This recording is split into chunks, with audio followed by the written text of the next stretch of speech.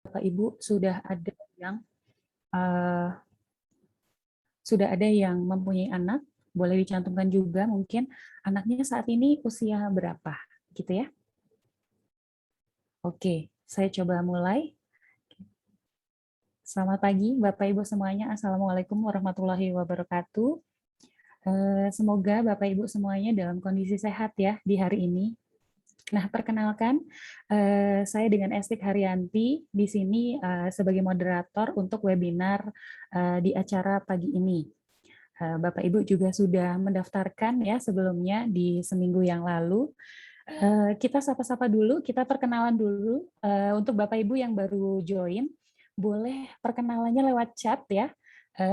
Boleh sebutkan nama, kemudian dari kota mana, kemudian Bapak Ibu bisa cantumkan juga misalnya anaknya saat ini udah usia berapa gitu ya. Tadi saya sudah sampaikan di depan bahwa kita bisa saja nih perkenalan lewat virtual. Nah, habis ini biar kita bisa saling kenal ya kepada Bapak Ibu semuanya. Oke, sudah banyak yang masuk chat ya.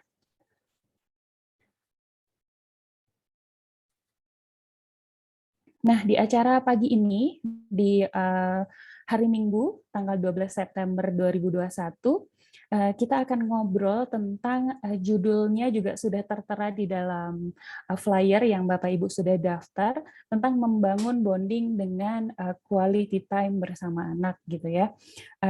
Di sini juga Bapak Ibu semoga sehat-sehat ya kondisinya, yang paling terpenting itu. Kemudian juga semoga sudah dalam kondisi vaksin full nih, agar kita bisa berkegiatan lebih luas lagi ya, karena sekarang untuk pemerintah juga mewajibkan untuk Bapak Ibu sudah vaksin agar bisa bekerja atau bepergian sudah ada sertifikat vaksin. Seperti itu ya, semoga semuanya sudah vaksin dan sehat-sehat. Nah, terkait tadi acara kita ini memang kolaborasi ya antara EduCourse dan Sekoci. Nah, mungkin Bapak Ibu juga di sini saya perkenalkan sedikit tentang EduCourse itu apa dan juga Sekoci itu apa, gitu ya.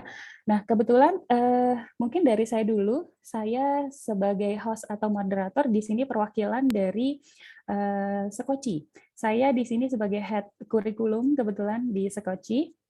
Jadi kalau Sekoci sendiri itu adalah tempat atau yayasan pendidikan mungkin ya Bapak Ibu lebih mudah mengenalnya. Yayasan pendidikan untuk anak-anak marginal. Jadi kita memberikan akses pendidikan untuk anak-anak marginal.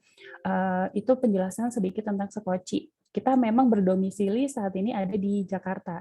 Nah, untuk Bapak Ibu ingin tahu lebih banyak tentang Sekoci, nanti boleh visit di Instagramnya Sekoci di @seko.ci. Itu untuk pengenalan tentang Sekoci.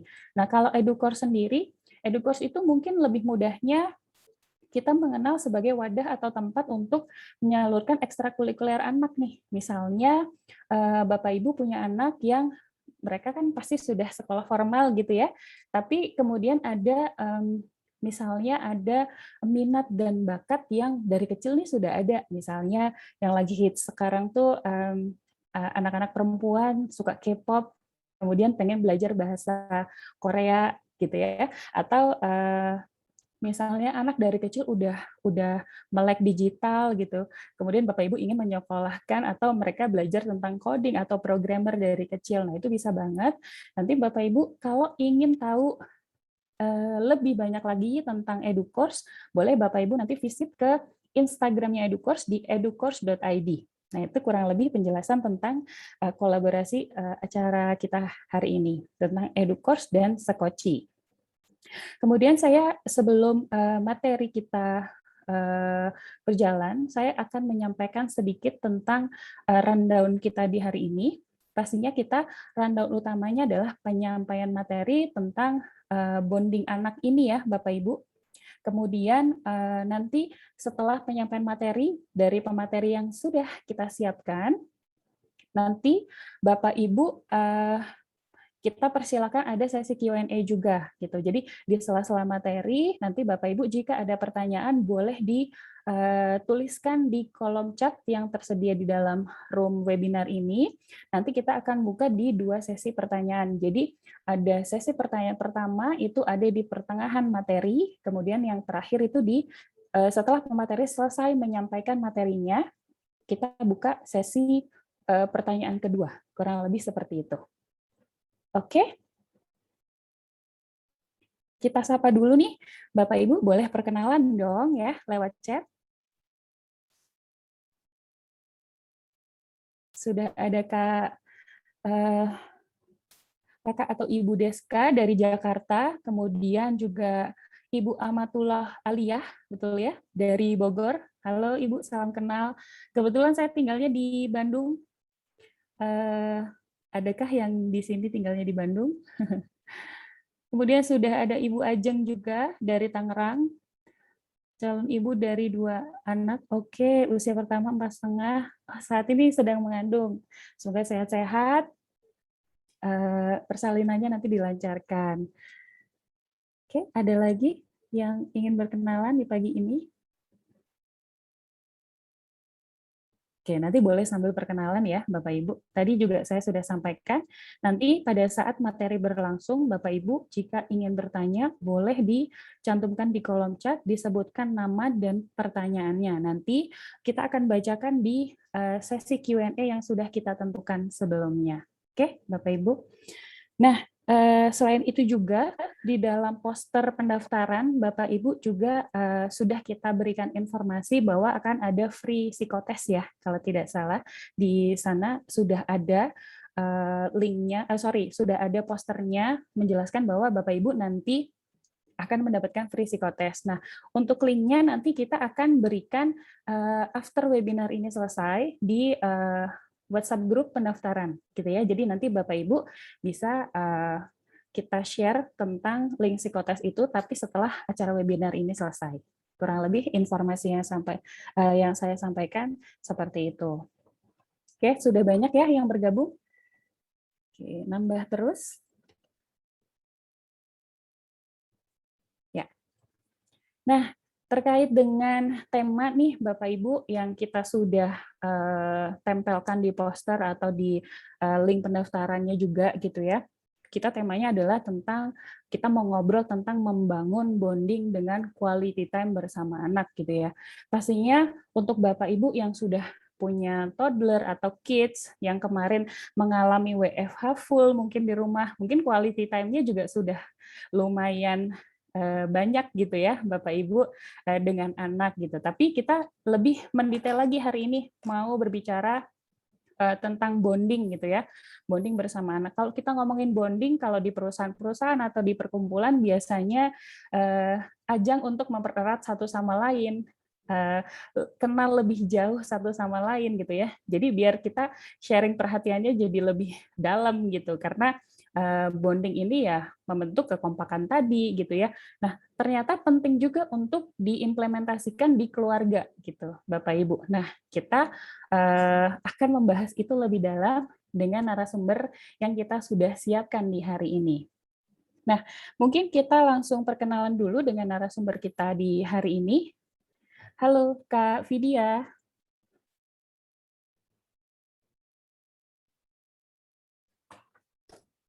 Ya, kita sudah bergabung dengan Kak Vidya. Sorry, suaranya. Oke, baru bisa nih karena ke-unmute sama host. Oke. Halo Kak Halo, Esti. selamat pagi Kak Vidya. Apa Selamat kabar? pagi. Alhamdulillah Kak Esti baik sekali. Kak Esti gimana kabarnya? Sehat, sehat, sehat. Alhamdulillah. Kak Vidya mungkin boleh menyapa para peserta dulu yang akan mendengarkan materi di hari ini. Oke, selamat pagi semuanya orang tua, ayah dan bunda. Semoga kabarnya baik dan senang sekali saat ini kita bisa berkumpul di sini untuk acara webinar bersama EduCourse dan Skoci. Yap. Oke, terima kasih Kak sudah menyapa para peserta kita di hari ini. Sebelumnya juga saya perkenalkan lebih detail tentang Kak Vidya. Kak Vidya ini adalah psikolog klinis ya Kak, anak dan remaja. Kak Vidya ini juga berpraktik sebagai asosiat di salah satu yayasan dan juga berpraktik mandiri juga. Kemudian saat ini juga aktif sebagai pengajar di Fakultas Psikolog. Juga sering menjadi asesor untuk membantu proyek rekrutmen karyawan. Kurang lebih gitu ya Kak Vidya ya. Kak Vidya kalau boleh tahu tinggal di mana Kak saat ini? Sorry Kak, mute sepertinya.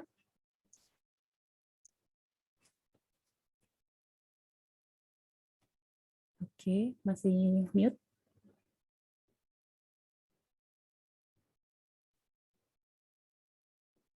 Ya. Oke, Kak ya. Vidya. Kayaknya ke-mute otomatis sama hostnya nih. Oke.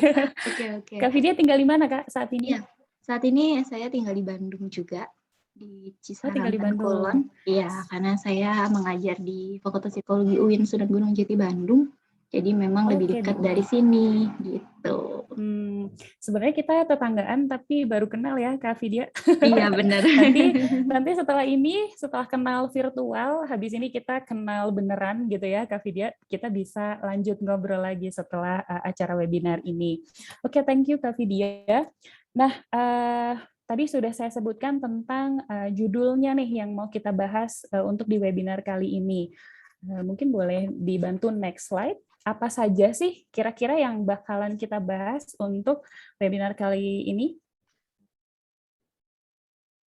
Oke, sebentar ya. Nah, ini ada 4 bahasan yang menurut saya ini cukup penting, singkat padat, pokoknya dapat gitu ya. Yang pertama, kita akan membahas tentang definisi bonding. Mungkin bonding kan ada beberapa yang sudah familiar, ada juga mungkin yang belum terlalu familiar. Nanti kita bisa bahas bareng dengan Kak Vidya. Kemudian yang kedua ada manfaat bonding, yang ketiga cara membangun bonding itu seperti apa, dan pembahasan yang terakhirnya ada berbagai jenis aktivitas bersama anak. Nah, ini penting banget ya pembahasan terakhir karena itu bisa diimplementasikan di kehidupan sehari-hari untuk Bapak Ibu yang sudah punya kids atau toddler di rumahnya, ini bisa diimplementasikan. Mungkin udah nggak sabar nih Kak Vidya. Saya pribadi ini menurut saya temanya cukup menarik gitu ya. Ini bisa kita implementasikan. Semoga setelah webinar ini ilmunya benar-benar kita bisa gunakan dan bisa kita serap. Mungkin langsung aja ya Kak Vidya. Untuk waktu dan layarnya kita persilakan untuk Kakak sampaikan materinya. Silakan Kak. Oke, terima kasih banyak Kak Esti. Bismillahirrahmanirrahim. Selamat pagi semuanya. Untuk orang tua, mungkin nyebutnya parents ya, yang biar lebih akrab gitu. Oke, hari ini kita akan membahas tentang bagaimana cara membangun bonding dan quality time bersama anak. Nah, kalau di sini mungkin ada beberapa parents yang mungkin ngerasa bonding itu bahasa apa sih, ya kan? Apakah rebonding rambut gitu ya? Bukan. Jadi bonding ini adalah salah satu istilah dalam psikologi juga yang akan menjelaskan tentang next definisi bonding. Kita masuk ke definisi dulu. Apa sih bonding? Oke, bonding itu adalah kelekatan atau attachment ya. Attachment kalau dalam bahasa Inggrisnya, yaitu kelekatan antara anak dan orang tua. Jadi di sini kita bisa menjalin ikatan emosional dengan baik antara anak dan orang tua. Dan ini akan menjadi sesuatu yang sangat penting agar anak merasa dirinya aman, nyaman, dan mendapat dukungan juga merasa diakui oleh orang tuanya. Lalu kalau bonding time itu sendiri apa? Nah, kalau bonding time itu adalah waktu khusus yang dapat dimanfaatkan oleh orang tua untuk membangun kelekatan dengan anak, sehingga tercipta hubungan yang harmonis dan memiliki keterikatan emosional yang kuat sehingga kebutuhan anak terpenuhi. Jadi dari sini kita sudah bisa mendapatkan definisi ya.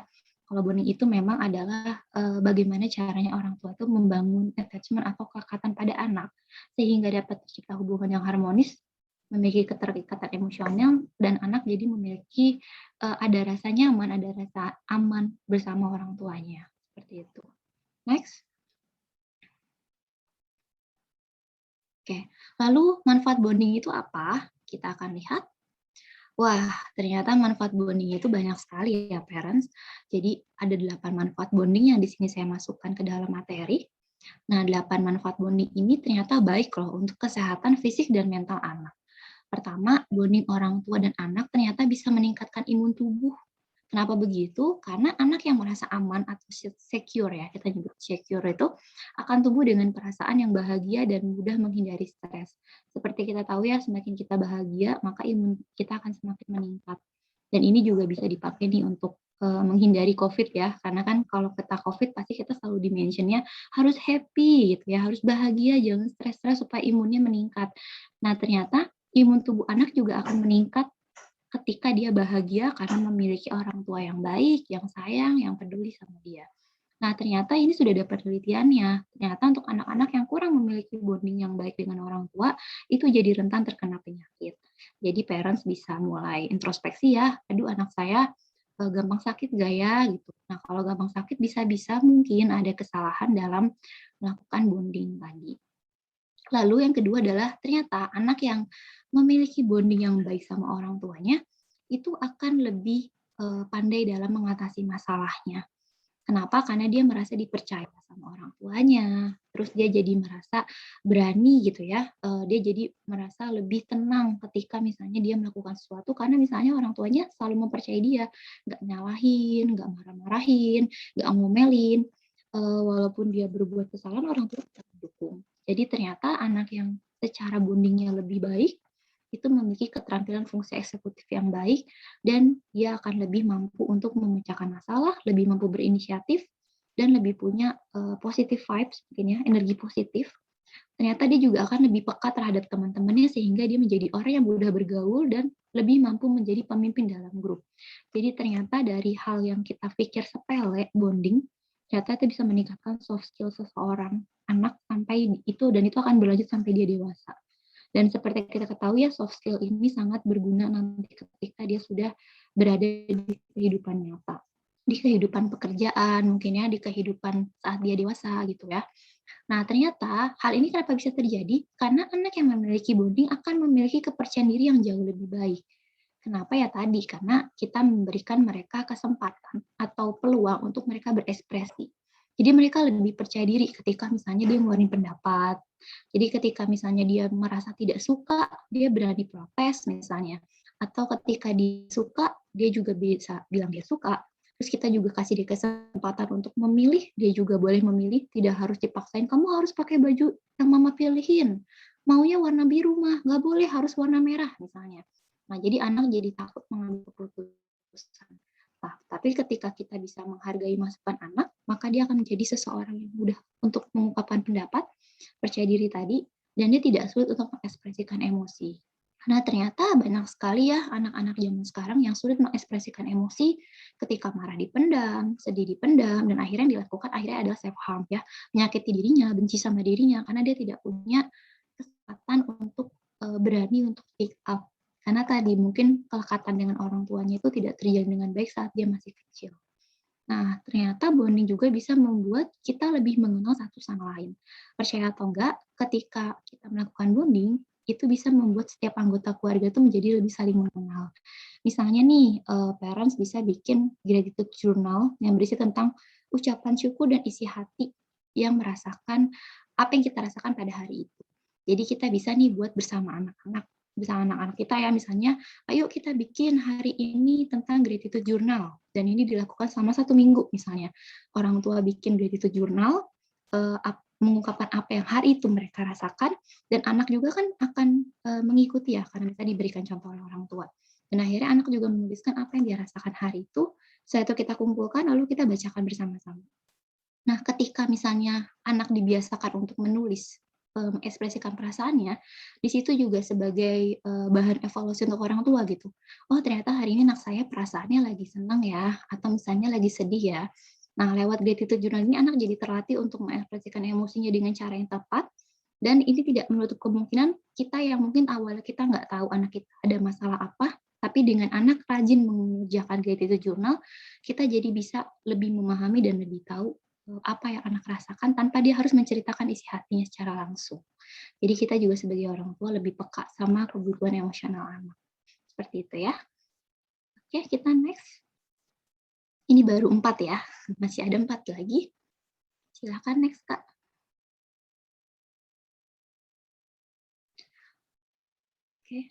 Oke. Dan ternyata ketika kita itu melakukan bonding, kita juga bisa mengajarkan ketertiban dan kedisiplinan pada anak.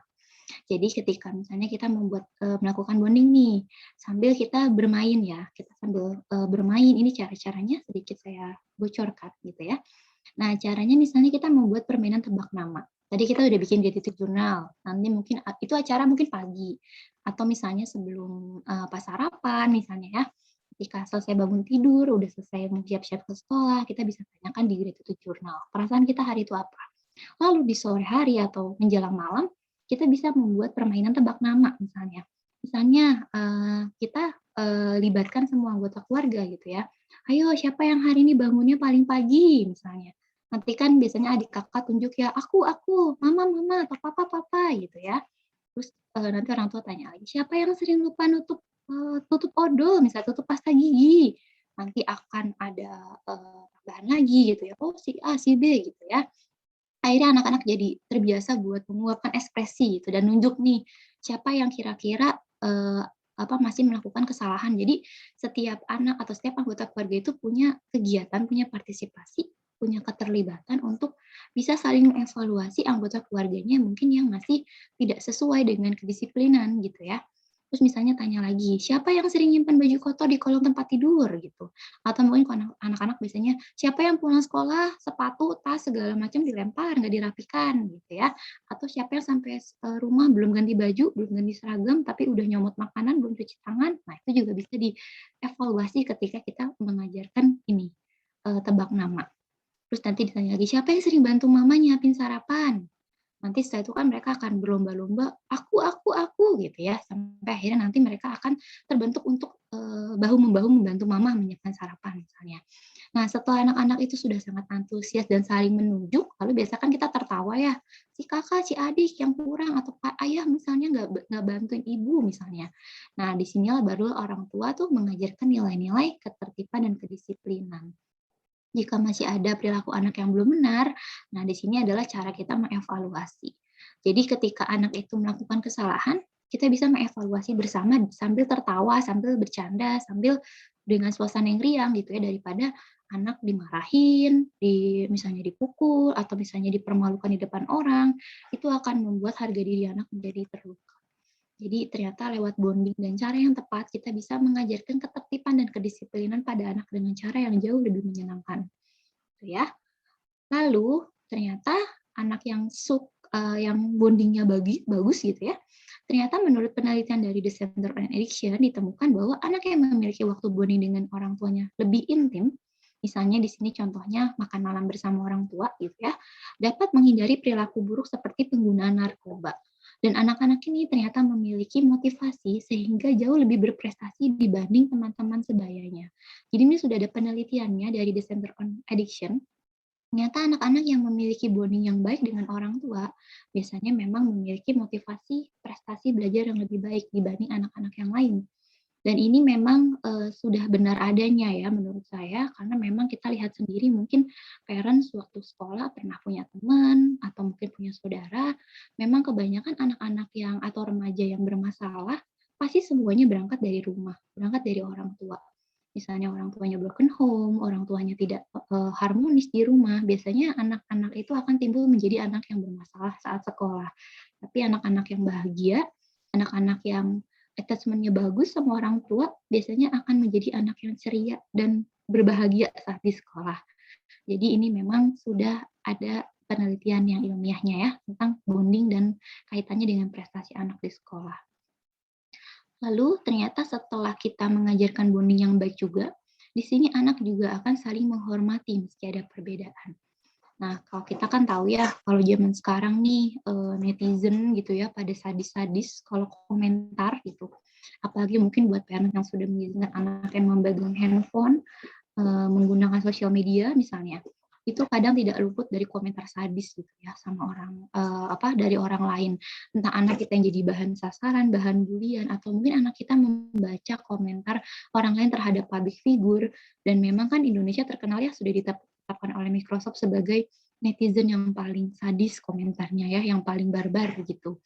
Nah, ternyata ini juga akan mengganggu kondisi psikologis anak ketika dia misalnya sudah bermain sosial media di waktu yang masih terlalu dini. Jadi anak ini masih akan gampang, akan galau untuk menyaring atau memfilter kalimat-kalimat yang tidak baik.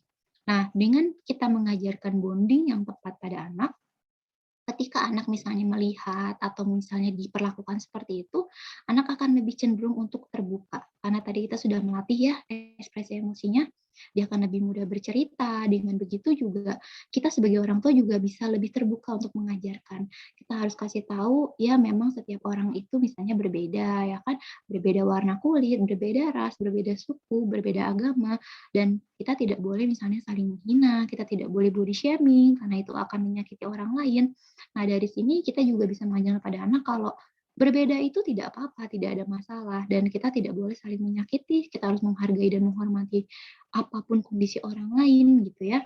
Dan ketika misalnya kamu diperlakukan seperti itu sama teman kamu, kamu harus melakukan apa, kita juga bisa jelaskan sejak dia dini, gitu ya, supaya dia memahami, oh ternyata memang di dunia ini tidak hanya ada orang seperti saya aja, tapi ada orang lain. Dan ketika the next saya akan bertemu dengan mereka, saya harus melakukan apa, mereka sudah paham. Jadi dengan mengajarkan bonding yang tepat, anak akan lambat laun akan menghargai dan menghormati ada perbedaan-perbedaan dengan orang lain gitu ya. Dengan begini kita berharap anak bisa berperilaku baik dan bisa bersosialisasi dengan lingkungan yang jauh lebih positif. Nah, terakhir, dengan bonding yang tepat ternyata bisa melatih kecerdasan berbahasa dan emosinya. Nah, kalau tadi ya, anak sudah memiliki kedekatan yang baik nih dengan orang tuanya. Akhirnya mereka juga tidak mau dong kalau misalnya mereka marah sama orang tuanya, mereka menyakiti perasaan orang tuanya. Jadi ketika biasanya mereka marah, mereka akan tetap berhati-hati menjaga ucapannya ketika sedang marah. Dari sini juga anak akan belajar untuk mengolah emosinya dan tetap menggunakan bahasa yang sopan. Jadi kan dengan bonding yang tepat, anak jadi terlatih ya, mereka diperbolehkan sama kita untuk marah. Kita nggak boleh melarang, anak nggak boleh marah, anak nggak boleh nangis. Kenapa? Karena itu adalah ekspresi dasar manusia. Banyak anak-anak setelah remaja, mereka tidak berani marah, tidak berani nangis, tidak berani speak up kalau dirinya sedang tidak baik-baik saja, memendam sendiri sampai akhirnya nanti dia depresi, dia melakukan percobaan bunuh diri, atau misalnya dia menyakiti dirinya gitu, karena dari kecil mungkin sudah terbiasa sama orang tuanya, nggak boleh nangis, nggak boleh marah, kamu kuat, kamu hebat. Padahal sebenarnya anak butuh waktu dan tempat untuk diperbolehkan untuk mengeluarkan emosinya. Nah, ketika kita sudah mengajarkan bonding yang tepat, walaupun anak tahu dia boleh marah, anak boleh untuk mengungkapkan pendapatnya, tapi kita kan juga melatih dia untuk bisa menggunakan bahasa yang sopan. Anak tetap boleh marah, tapi anak juga bisa menyampaikan dengan bahasa yang baik. Dengan begini, anak lebih terlatih untuk mengontrol emosi dan juga melatih untuk memilih bahasa yang baik untuk diutarakan ke orang tuanya. Nah, gitu ya. Jadi ketika anak itu sudah merasa sayang dan tidak ingin melukai perasaan orang tuanya, maka anak juga akan terlatih sendiri kecerdasan berbahasa dengan emosinya. Bagaimana dia bisa mengungkapkan perasaannya dengan baik, tetap boleh marah, tapi tidak menggunakan kata kasar, tetap tersampaikan maksudnya, tapi tidak melukai perasaan orang tuanya. Nah, jadi dari sini saya jelaskan, saya simpulkan ada 8 manfaat dari bonding yang mungkin bisa orang tua mulai praktekkan, terutama untuk anak-anak yang masih di usia dini, supaya terlatih nih kemampuan emosi dan skill interpersonalnya yang akan menjadi modal utama anak-anak supaya bisa menjadi pribadi yang lebih matang, tumbuh dengan dewasa, dengan bijaksana, dan memiliki social skill yang bagus buat nanti ke depannya. Oke, saya kembalikan lagi kepada Kak Estik sebagai moderator. Oke, terima kasih Kak Vidya. Nah, itu tadi sesi sub pertama ya, Kak Vidya ya, tentang kita mengenalkan definisi bonding dan juga apa sih manfaatnya gitu ya, ketika kita menerapkan itu di dalam keluarga gitu. Ini juga ada kaitannya dengan pendidikan keluarga juga ya, Kak Vidya ya, Ya, karena betul. memang tadi Kak Vidya juga sampaikan ini pendidikan anak dari mulai usia dini sebetulnya juga akan berpengaruh ketika kita sudah besar nanti gitu ya. Bagaimana bondingnya, bagaimana pendidikan dasarnya. Mungkin tadi yang Kak Vidya juga sudah sampaikan ada 8 komponen atau 8 pembahasan yang Kak Vidya sudah sampaikan. Ternyata kalau anak itu kan memang kadang butuh perhatian lebih gitu ya Kak Vidya. Semakin Betul. kita sering ajak ngobrol, mungkin tadi ngaruhnya ke imunnya si anak ini jadi happy karena jadi Mhm. diperhatikan sama orang tuanya gitu kan. Kemudian juga juga anak jadi lebih pandai mengatasi masalahnya karena juga tadi mungkin karena dia sering diajak ngobrol atau sering diajak praktek sesuatu yang baik di rumah gitu Mhm. dengan keluarganya, akhirnya dia terbentuk sendiri ya, terbentuk sendiri, oh kalau ada masalah berarti harus seperti ini nih, kurang lebih seperti itu ya Kak gambaran Iya, besarnya. Dan betul. saya paling setuju tadi, bikin jurnal. Karena itu Mhm. penting ya, menurut Iya, saya pribadi itu penting. betul. Jadi tidak hanya kita mengetahui ekspresi anak atau anak itu seperti apa, eee apa, ekspresi emosinya, tapi Mhm. ternyata anak juga perlu tahu kondisi atau emosi orang tua tuh seperti apa. Jadi mungkin dengan jurnal ini Bapak Ibu di rumah bisa nih mempraktekkan mungkin ada sesi makan tadi Kak Vidya juga sudah sampaikan misalnya pada sesi makan malam keluarga gitu, si anak ini diajak ngobrol, nggak terlalu serius sih, mungkin lebih ke kayak kuis gitu ya, Kak. Mhm, betul. Bisa diajak ngobrol si anaknya atau, "Ayo kalau kamu bikin jurnal nanti kita ngobrol bareng nih, sambil bikin kue bareng di rumah," atau bikin sesuatu yang, bikin si anak itu merasa dia diperhatikan dan akhirnya ending-nya tadi, kelekatan antara anak dan orang tua jadinya kenalnya tuh makin banyak. Kurang lebih Mhm. kayak gitu ya, Kak Vidya, Iya, betul kesimpulannya ya, Kak? banget. Mhm. Oke. Nah, ini, coba aku baca di kolom chat, apakah sudah ada yang bertanya? Saya sapa-sapa dulu ya, Kak, yang sudah Iya, hadir. silakan. Oke, tadi ada Kak Amatullah dari Bogor, sudah ya, sudah saya sapa. Nah, buat kakak-kakak yang mau bertanya boleh banget langsung, isi ya di kolom chat, disebutkan namanya, kemudian, pertanyaannya dari, pembahasan yang kita sudah bahas ini. Mungkin kita langsung coba bacakan aja, ada pertanyaan yang sudah masuk? Oke, sudah ada, dari Ibu Ajeng. Saya bacakan ya, Kak Vidya ya. Iya, silakan. Eee, Menarik sekali membuat gratitude journal dengan anak. Betul nih, saya setuju juga yang tadi saya Mhm. sampaikan. Sudah bisa dengan anak usia dini ya Mbak, bonding dengan Mhm. quality time dengan anggota keluarga. Saya pernah dengar jika kualitas tidak akan terjalin jika tanpa kuantitas yang cukup. Apakah betul? Nah, itu Kak jenis pertanyaannya. Mungkin Mhm. boleh dibantu langsung jawab Kak Vidya. Silakan. Oke, kalau ditanya betul, pasti betul ya. Kuantitas itu sejalan dengan kualitas. Maka tadi saya bilang coba misalnya bikin selama 1 minggu gratitude journal.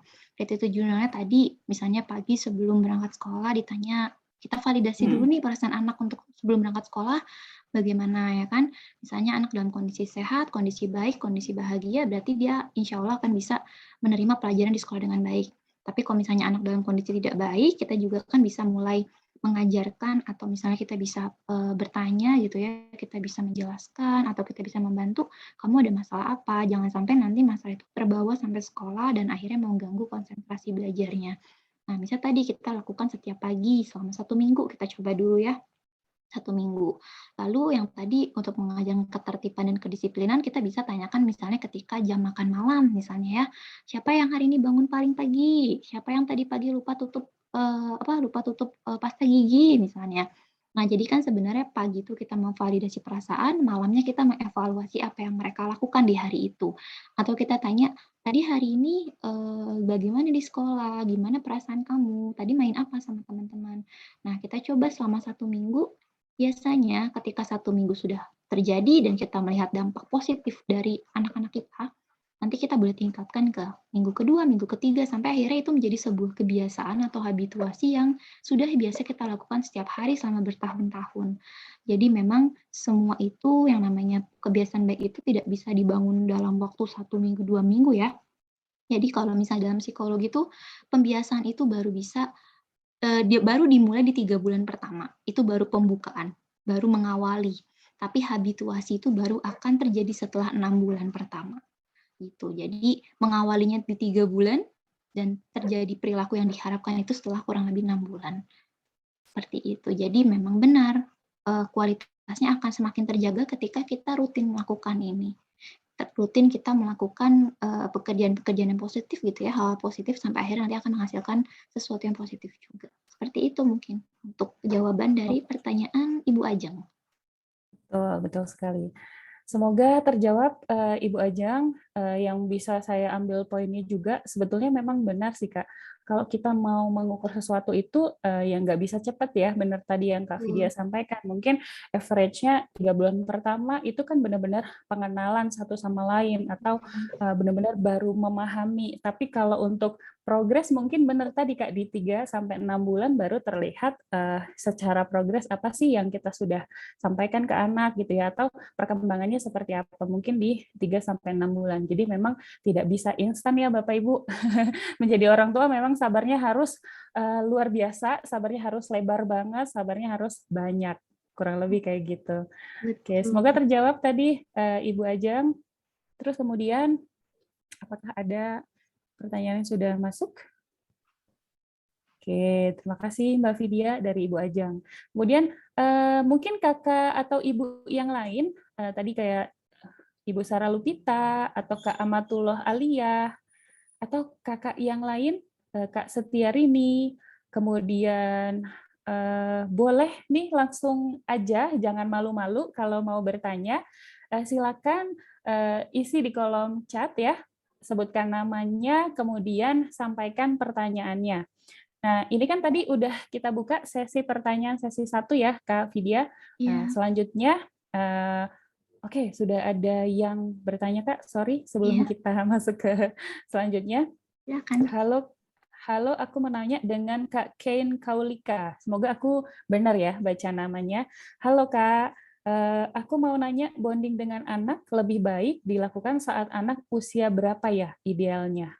Begitu Kak pertanyaannya. Boleh dibantu Kak Vidya, silakan. Langsung aku jawab untuk pertanyaannya. Kalau dilakukan saat anak usia berapa, justru dari anak baru lahir ya sebenarnya kalau masalah bonding. Jadi sebenarnya tanpa Bapak Ibu sadari, sejak anak itu lahir ke dunia dan sudah mulai melakukan sudah mulai pertama kali minum ASI, itu sudah terjalin bonding pertama dengan ibunya. Kalau dengan ayah mungkin misalnya bondingnya biasanya terjadi saat misalnya kalau di dalam Islam itu ayah membisikkan azan ya di telinganya saat bayi lahir, itu juga sebenarnya sudah melakukan bonding tanpa disadari. Jadi bonding itu dilakukan dari benar-benar dari bayi, dari kecil gitu ya. Nanti akan terlihat gitu bedanya. Anak kecil, anak bayi yang biasa sering dipeluk sama ibunya, sama anak bayi yang mungkin ada di panti asuhan ya, yang mungkin jarang mendapatkan pelukan atau sentuhan itu nanti juga perilakunya tuh bisa berbeda gitu. Biasanya kalau anak yang dari kecil sering dipeluk, sering disayang, itu akan lebih lebih pertama lebih mengenal ibunya dan dia lebih percaya, dia lebih secure gitu sama orang lain. Jadi dia tidak mudah insecure, tidak mudah trust issue gitu ya. Kan ada ya kalau misalnya Bapak Ibu suka ngeliat ada anak bayi nih, ada tipikal anak bayi yang kalau misalnya dideketin sama orang tuanya atau sama orang lain dia langsung respon. Ada ya kayak gitu ya. Langsung mau dipeluk, langsung mau digendong sampai mungkin beberapa orang nih kalau saya di daerah saya suka banyak bilang, "Duh, anaknya tuh sumeh," gitu ya. Sumeh tuh seneng ketawa sama siapa aja mau. Hati-hati loh anak kayak gitu nanti bisa diculik misalnya gitu. Karena tadi sama siapa aja dia mau gitu. Nah, itu adalah contoh anak atau bayi yang bahagia gitu. Dia merasa mendapatkan kebutuhan emosionalnya dari orang tua dengan baik.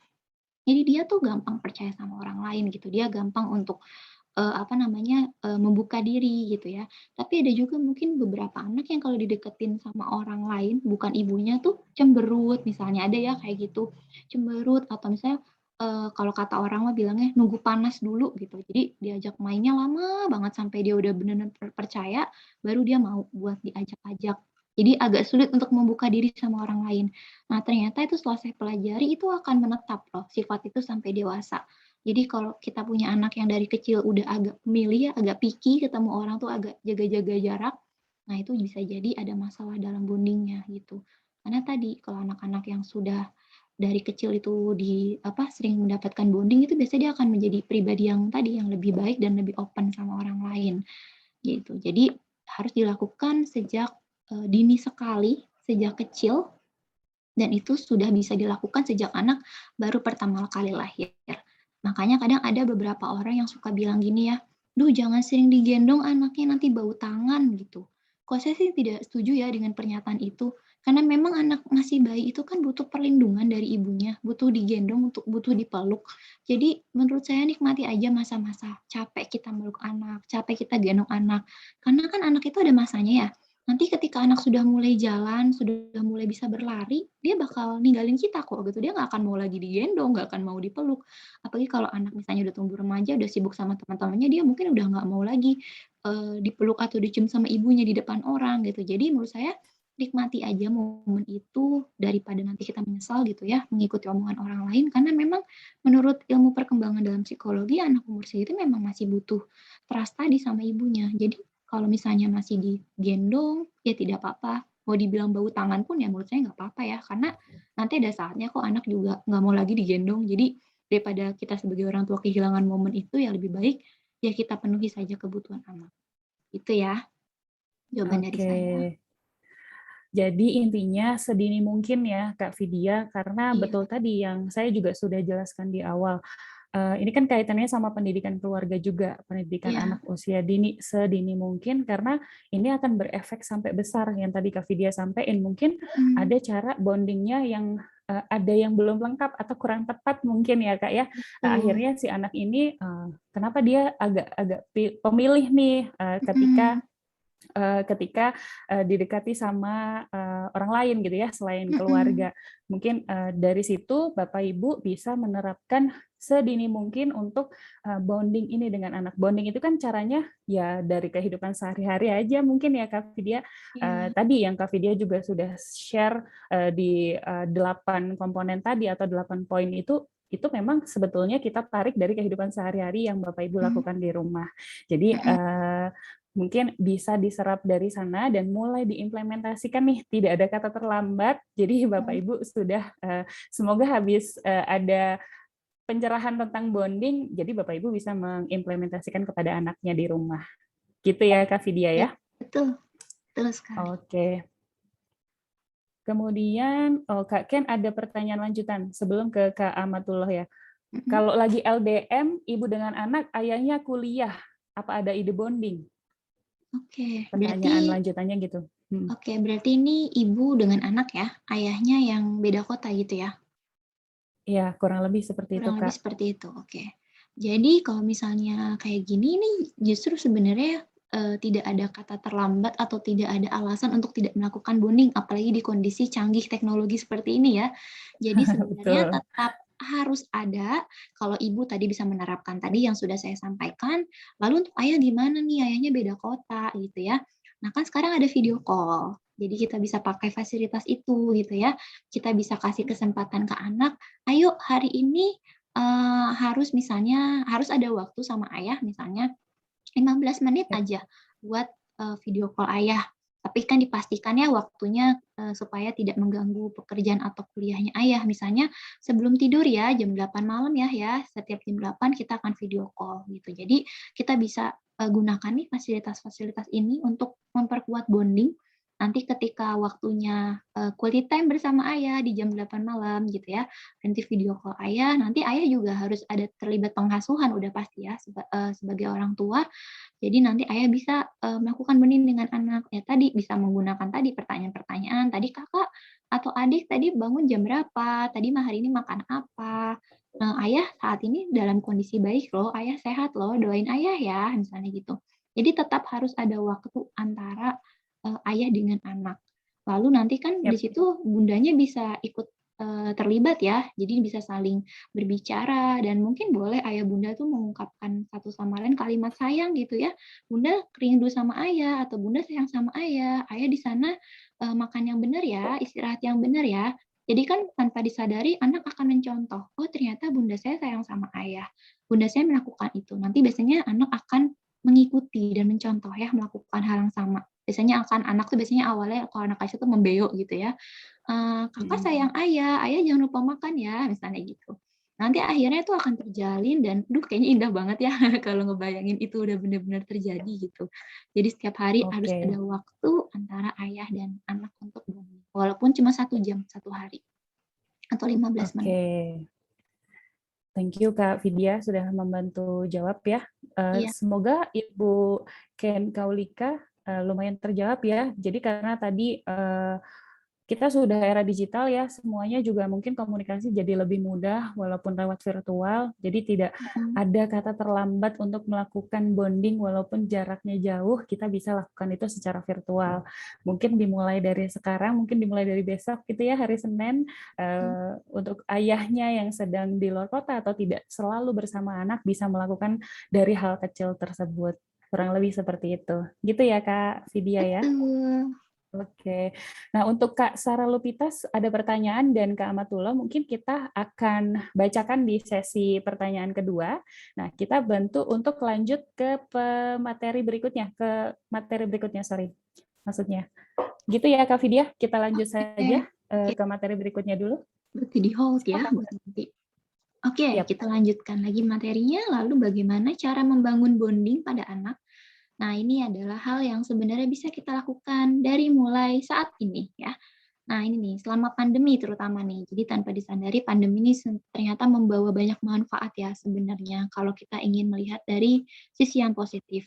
Terlepas dari pandemi ini membuat kita menjadi orang yang sangat mungkin jadi tim rebahan gitu ya, jadi tambah gendut gitu ya, atau jadi merasa insecure, kayak nggak berguna.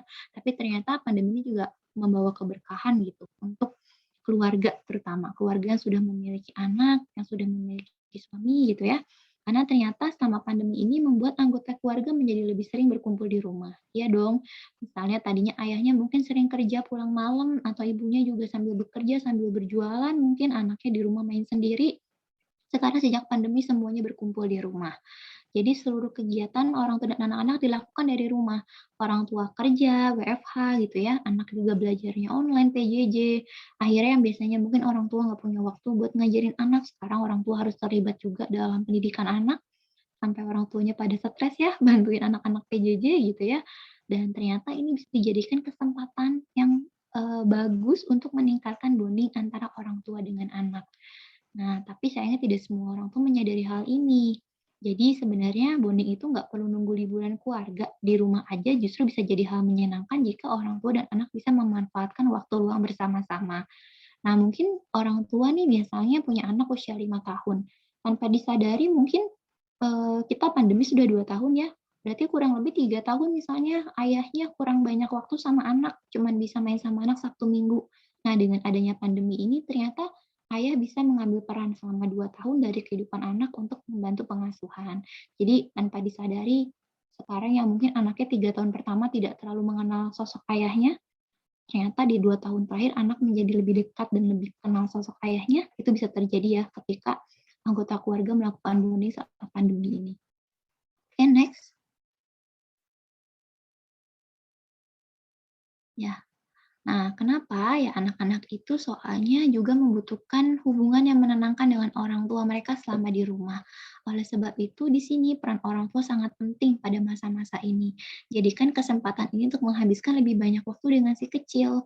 Nah, ini adalah beberapa aktivitas yang bisa kita lakukan, maksudnya tugas-tugas orang tua yang bisa dilakukan saat menemani aktivitas anak di rumah. Nah, pertama, orang tua harus waspada dulu ya. Orang tua tuh harus waspada jika si kecil menunjukkan tanda-tanda kesepian atau stres. Jadi sebenarnya pandemi ini nggak cuma bikin orang tua yang stres, tapi anak juga stres ya Bapak Ibu. Anak-anak biasanya belajar ke sekolah, ketemu teman-temannya, mungkin biasanya ngobrol, main, terus curhat-curhatan, mungkin kalau anaknya remaja tiba-tiba harus di rumah dan tidak melakukan kegiatan apapun misalnya kalau nggak ada kegiatan. Jadi ternyata yang stres nggak cuma orang tua, anak juga bisa menunjukkan tanda-tanda stres. Nah, biasanya anak-anak yang kesepian atau stres, ini banyak banget klien saya selama pandemi ini datang, banyak sekali yang datang dengan keluhan yang mirip-mirip. Sama, mereka datang dengan kondisi yang kesepian, mereka kondisi yang stres, tidak ada kegiatan, akhirnya insecure dan menarik diri. Nah, ini juga harus mulai, orang tua itu perhatikan kalau ini terjadi pada anak-anaknya gitu ya. Udah mulai menarik diri, udah mulai tertutup, udah sering uring-uringan, mungkin marah-marah nggak jelas, kesel, bad mood. Nah, berarti ini adalah tugas orang tua untuk membantu mereka keluar dari mood yang buruk tersebut.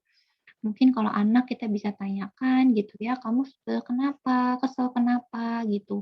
kamu cerita sama ayah sama bunda supaya ayah sama bunda bisa bantu. Jadi kita harus mulai waspada nih, kalau udah ada tanda-tanda ini pada si kecil ya. Lalu setelah kita sudah bertanya, otomatis kita harus bisa menjadi pendengar yang baik. Jangan misalnya orang tua nyuruh anaknya cerita, pas anaknya cerita orang tua malah sibuk main handphone.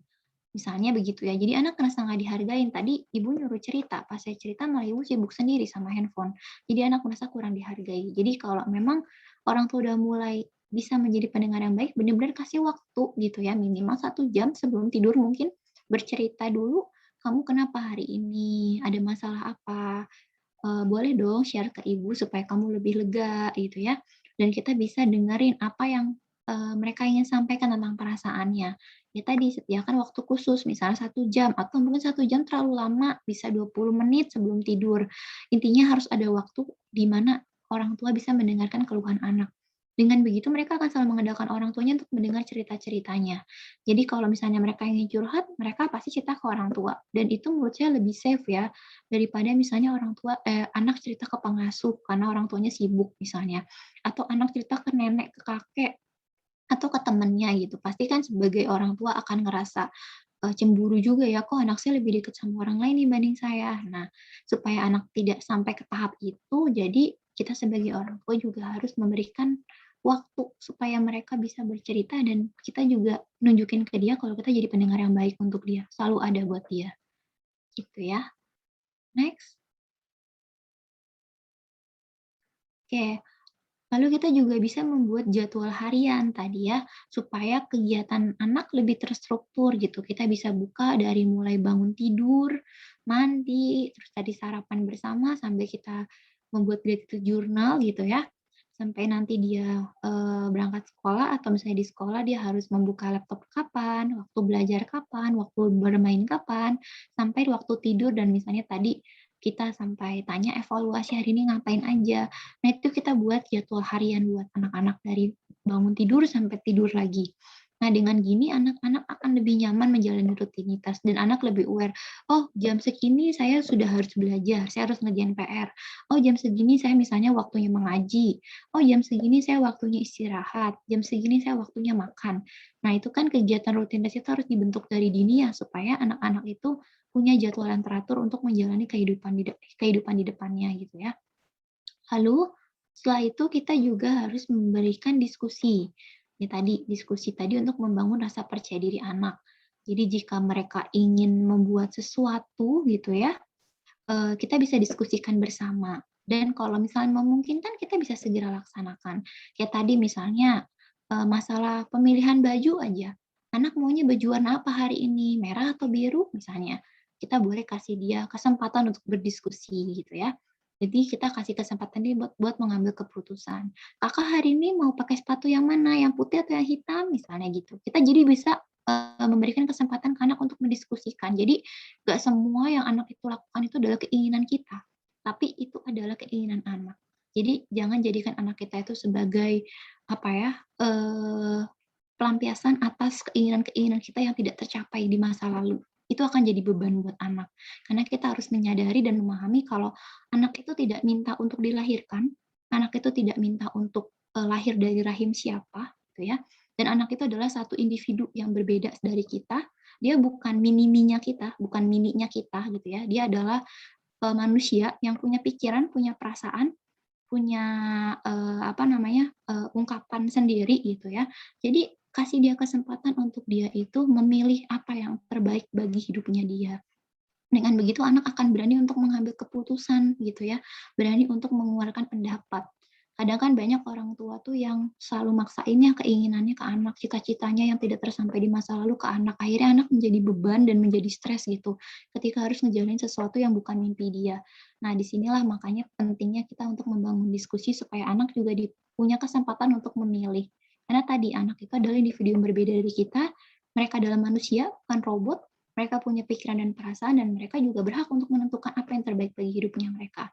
Jadi dengan kita menerapkan concern ini ke anak dari dini gitu ya, anak jadi tahu kalau dia juga punya andil dalam menentukan pilihan dalam hidupnya. Gitu. Jadi kita harus melakukan banyak diskusi, dengan gini anak akan lebih percaya diri untuk dirinya sendiri gitu ya. Lalu terakhir yang pasti adalah komunikasi. Kita harus menciptakan hubungan yang saling percaya melalui dukungan dan dorongan positif.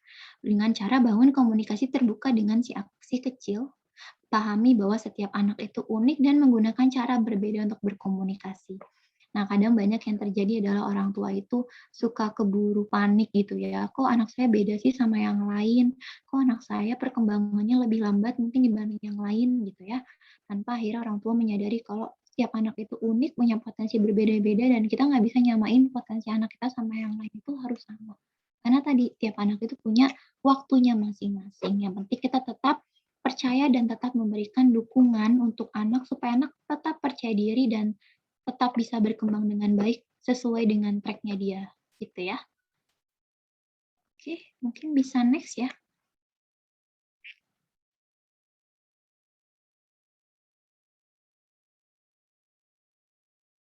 Oke, kita lihat lagi. Oke.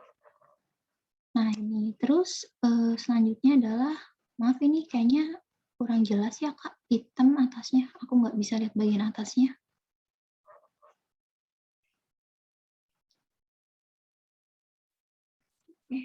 Tapi intinya adalah, oh ya, oke sudah.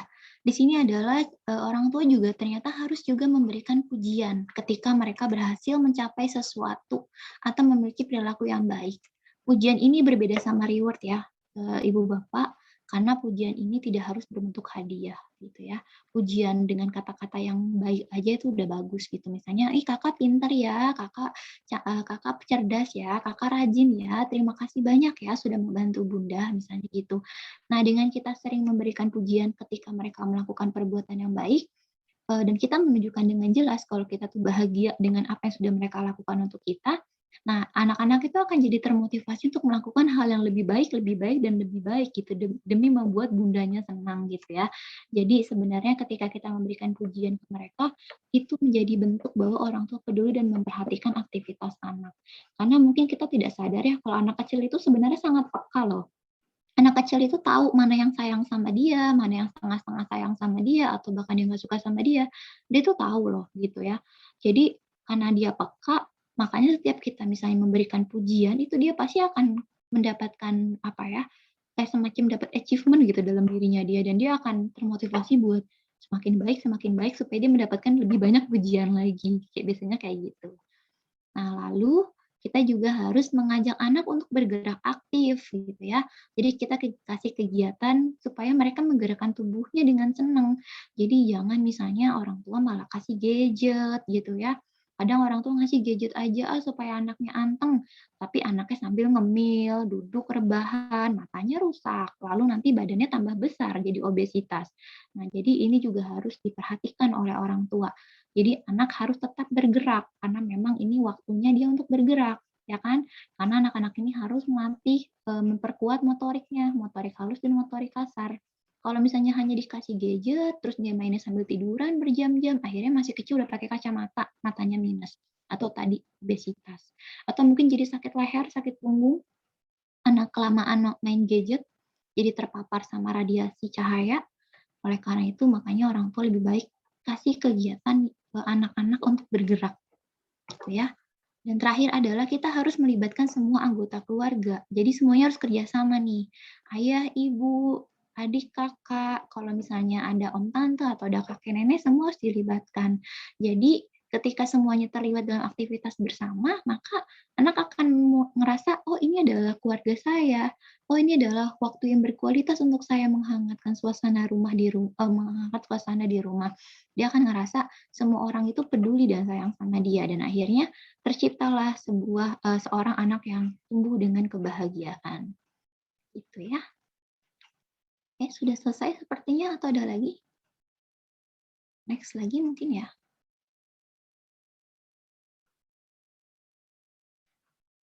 Oh ya, masih ada. Ya, next lagi. Oke. Di sini adalah kita masuk ke pembahasan terakhir adalah aktivitas bersama anak. Nah, tadi sudah kita jelasin di awal definisinya, bagaimana cara melakukan bonding, lalu apa manfaatnya. Nah, di sini adalah aktivitas bersama anak. Kita melakukan aktivitas, bersenang-senang, dan berbagi kebahagiaan bersama menjadi pemupuk bonding yang sangat baik. Interaksi yang terbentuk seperti senyum, tawa, dan sentuhan akan membuat bonding semakin terbentuk. Dan ketika melakukan aktivitas bersama anak, ternyata orang tua juga menstimulasi berbagai aspek pada diri anak termasuk sensori. Nah, ini udah sering dengar ya, mungkin ya sensori itu apa sih gitu ya. Jadi sensori itu adalah aspek sensori adalah hal yang berkaitan dengan fungsi dari panca indera yang ada di tubuh. Dengan melakukan simulasi yang tepat, indera penglihatan, penciuman, pendengaran, perasaan, serta peraba anak bisa diupayakan untuk aktif selama melakukan aktivitas.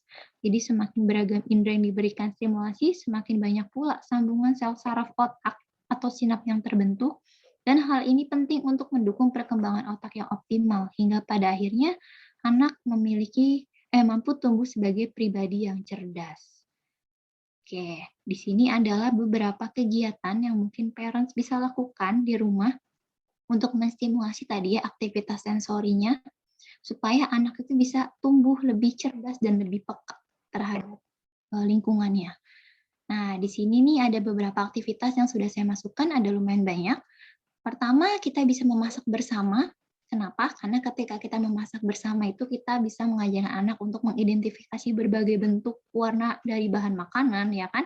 Dari indera penglihatan, kita bisa mengajarkan dia untuk menghirup aroma masakannya melalui indera penciuman. Ini saya tambahkan lagi ada indera perabaan, anak biasanya memegang tekstur ya, tekstur tepung misalnya, atau tekstur jelly atau tekstur beras gitu ya. Jadi itu akan meningkatkan indera perabaannya juga. Lalu ada juga bermain musik bersama. Ini juga bisa mengidentifikasi berbagai hal yang muncul untuk memperkaya pengalaman indera pendengaran si kecil. Si kecil tahu mana nada tinggi, mana nada rendah gitu ya, mana nada melengking gitu, mana yang false gitu ya.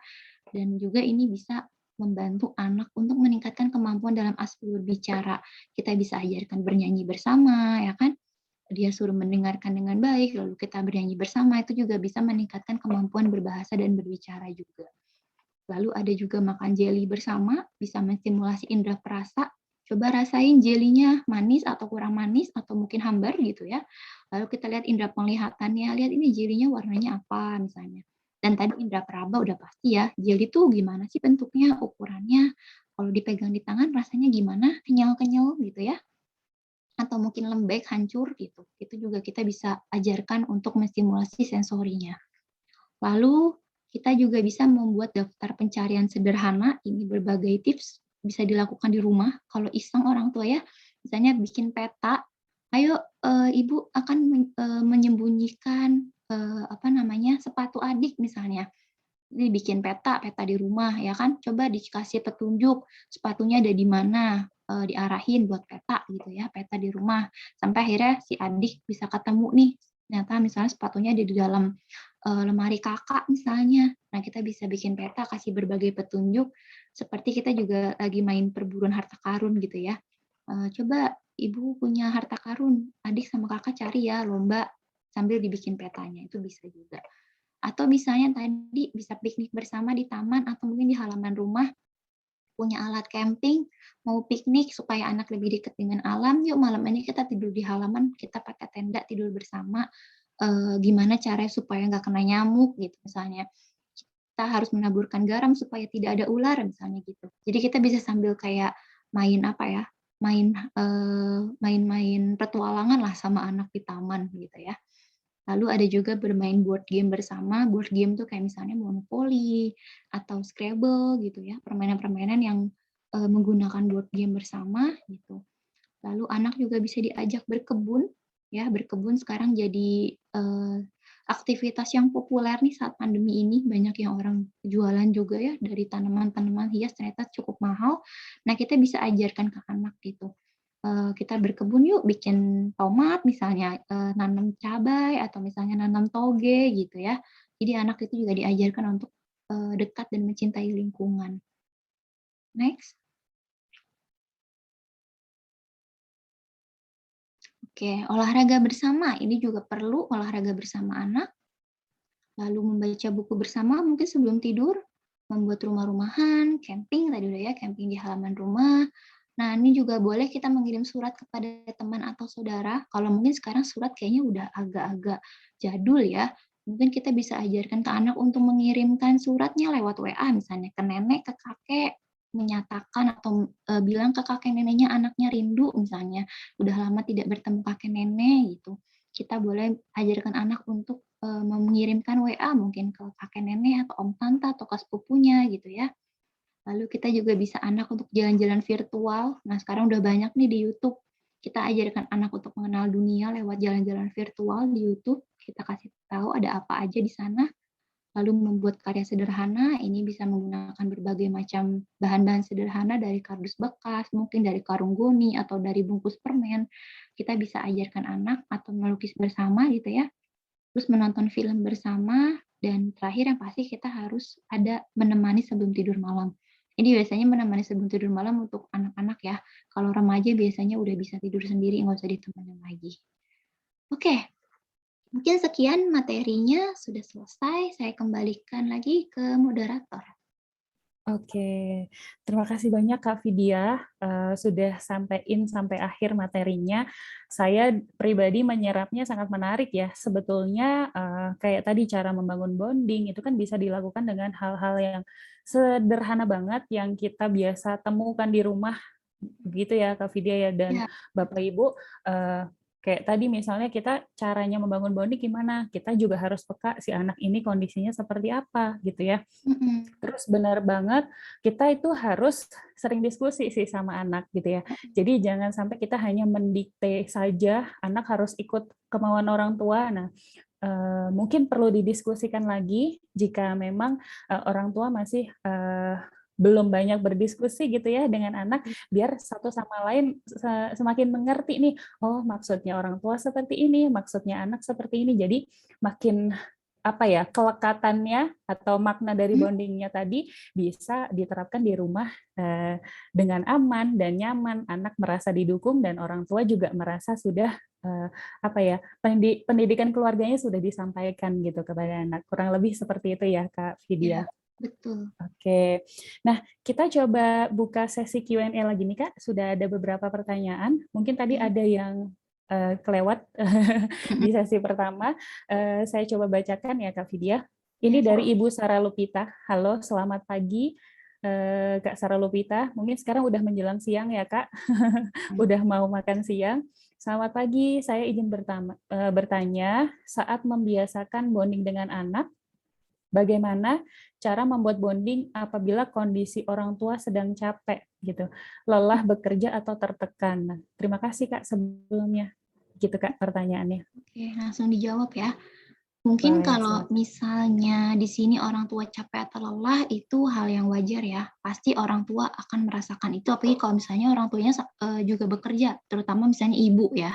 Karena di sini saya Yap. mungkin agak soroti kalau peran ibu dan ayah itu sedikit berbeda ya. Kalau ayah kan bisa bekerja walaupun di rumah, ya udah bekerja aja. Tapi kan kalau ibu nggak bisa ya kayak gitu. Pasti ibu mikirin rumah, mikirin ngurus anak gitu kan. Jadi pasti ibu yang bekerja, yang WFH sambil mengurus anak atau mengurus pekerjaan rumah akan jauh lebih capek dan lebih lelah dibanding ayah. Bisa jadi seperti itu ya, kebanyakan seperti itu, tapi tidak bisa digeneralisir semua orang seperti itu. Nah, kalau misalnya capek atau lelah, mungkin memang harus istirahat dulu ya ibunya atau ayahnya, istirahat dulu 1 atau 2 jam sampai mood-nya sudah mereda ya kan, misalnya bisa makan coklat dulu, minum susu dulu gitu ya, rebahan dulu gitu ya, baru mulai melakukan bonding. Bondingnya juga misalnya nggak usah terlalu lama, cuman sebatas nanya kabar, nanya anak melakukan apa, itu udah cukup sih. Atau misalnya cukup, misalnya tadi nanya kegiatan, apa yang kamu alami hari ini, apa yang kamu rasakan. Hanya sebatas Yap. info-info aja dan itu nggak usah terlalu lama, 15 menit menurut saya cukup. Tapi yang jadi repot ketika orang ini dalam kondisi tertekan nih Kak Esti. Nah, kalau kondisi tertekan ini berarti kondisi mental orang tua tidak sehat, ya kan? Bagaimana Ya. orang tua bisa melakukan bonding ketika kondisi sendiri tuh nggak sehat? Ibaratnya urusan dalam dirinya tuh belum selesai gitu. Nah, kalau memang orang tua merasa tertekan, kita cari tahu dulu yang tertekan ayah atau ibu. Misalnya tertekan ibu, berarti yang ambil tugas hari itu melakukan bonding adalah ayah. Jadi kita bisa gantian ya, harus kerja sama sama suaminya gitu ya. Kenapa? Karena kalau dalam kondisi tertekan itu udah nggak akan benar untuk melakukan bonding.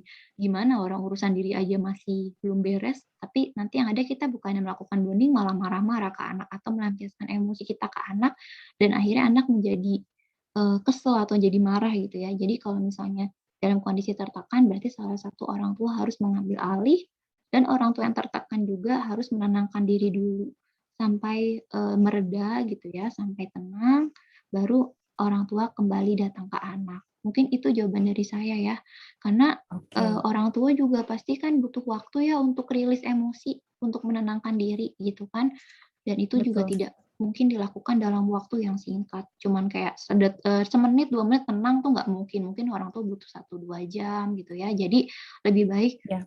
jangan deketin anak dulu lah daripada nanti kita jadiin anak itu pelampiasan emosi kita, gitu. Oke, terima kasih jawabannya Kak Vidya.